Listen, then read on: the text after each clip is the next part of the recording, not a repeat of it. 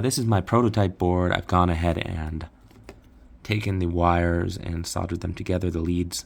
So I use the leads and then I just solder them to create the connections, because these boards don't have running lines like the normal breadboards would with the power and ground and signals. So I did that.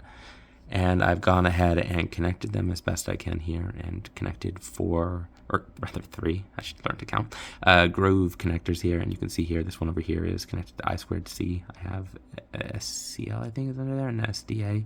And then I map them back over there, and it's power and then ground. And I have it to 3 volts. I have a 3-volt line across here, so it comes from there. I'm going to be testing it with my multimeter next and confirming all the connections are correct, and then after that I will be soldering in the 5-volt regulator and the 12-volt, and then the power delivery input, and then I will test that individually. And then once that looks good and it's powering the 12 volts to the